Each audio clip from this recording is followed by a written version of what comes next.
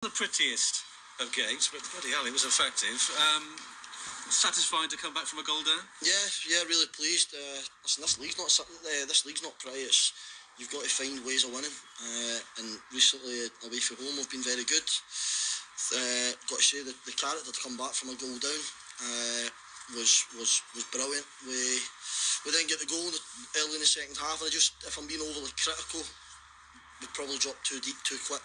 I think there was a period, maybe about 15 minutes, just in between just before the goal and just after the goal, we could have went and got more and sort of finished the game. But Curzon are a good team; they'll be up there again. So to come here and get a victory is really, really pleasing. But we'll stay humble and we'll move on. Obviously, that early goal would have been a blow, but how crucial was it to get that equaliser just before half-time through Tate Campbell? Yeah, it was, and that was a criticism at half-time to shoot more because the game was opening up for us. We knew exactly what the game was going to be like. We knew there'd be loads of transitions and we could hurt them in transition, but we got into loads of good areas and just didn't have that little bit at the end. So to see Tate shoot, he's someone he's a special player at this level, but we want to try and keep at him, keep getting better and taking more shots at goal. And he breaks forward with pace and power, and he's just an all-round good footballer. So we're really pleased with that. We were disappointed with the goal. We didn't quite get started, but we're pleased overall. Second half, perfect start as well. 2 minutes in, you take the lead. What was said at half-time by you? Belief. We told the players at half-time, just believe in yourself. They got the goal, but never hurt us too much, but we didn't hurt them at all, really. So just show more belief in the final third. We just told the lads to be patient out of possession because it will break for us. We knew that both full-backs would try and get really high and there was space down the sides and we could counter them, and I think we done it. We done it. We could have easily scored more goals without having any clear-cut chances, and that's me. I don't want to be disrespectful to Curzon because we didn't have clear-cut chances. We had good moments, good opportunities that we didn't make enough of. But then to go and get the goal, and then I've got to say, I hate talking about it, but I think we had the Stonewall penalty. I'll have to have a look again. So you get that, you go and get the third goal, and then Curzon have to come out even more, and you can start picking them off. But really pleased, really tough place to come. Curzon are a good team. They've been up there the last few years, and I'm pretty sure they'll be up there again. I think you alluded to it earlier, to do a lot of defending early on in the second half. I suppose that was a little bit frustration. Is that just a psychological point? You want to protect what you got?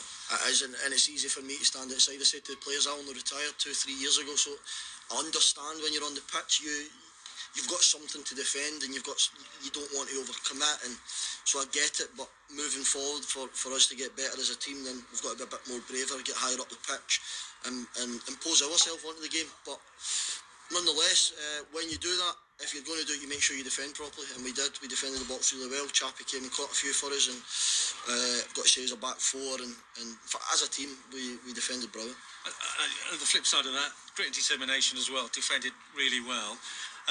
What do you put this run down to away from home? Because that's the fourth win on the road. You're up to second in the table this evening, a point behind Scunthorpe being held. What do you put this performance away from home? Because it's a little bit disappointing at Edgar Street, but not away from home.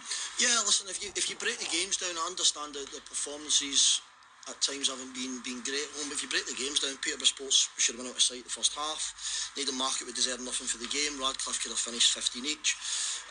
South Shields, we obviously won. Can't remember what other game we've had at home. Kingsland, we should have won the game.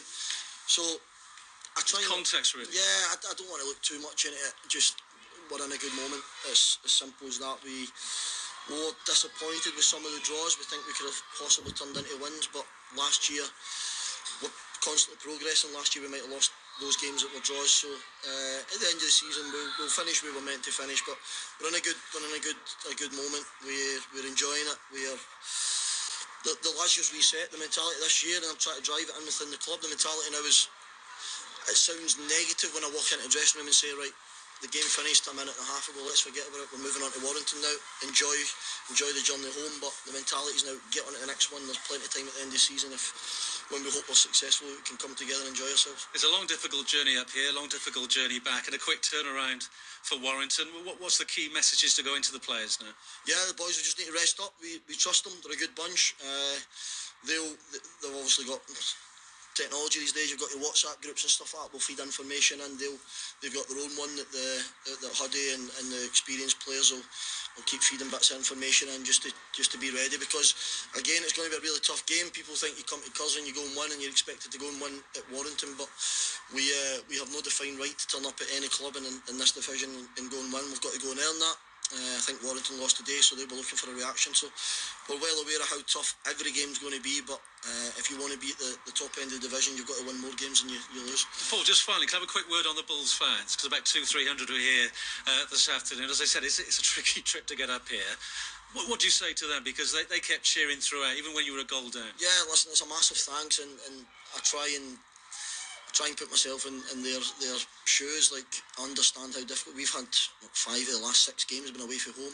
Travel expenses, we've got kids, the cost comes with kids and stuff like that. So I genuinely really appreciate it on behalf of myself and the players. We really appreciate it, and we're a club. When I first came in, I thought it was important to try and make sure we brought everyone together. That's from the people behind the scenes, and that spreads right through to the supporters. And if we're going to be successful, then we're going to have to stick together. They've been exceptional for us. Even at Edgar Street, when we've had some poor results, they've stuck by us. They're an incredible bunch, and we just aim every single week to try and first and foremost send them home happy, but try and put a team on the pitch they're proud of, that'll run and fight and do everything it takes to win a game of football. And if you don't do it, then listen, they're not silly. They've been following football for a long time. They understand that the hard work, the character, the desire and the efforts there to try and make them happy. So again, a huge thanks and a huge show of gratitude to them for continuously turning up the numbers. I'm sure they'll be proud of your players and your coaching staff tonight.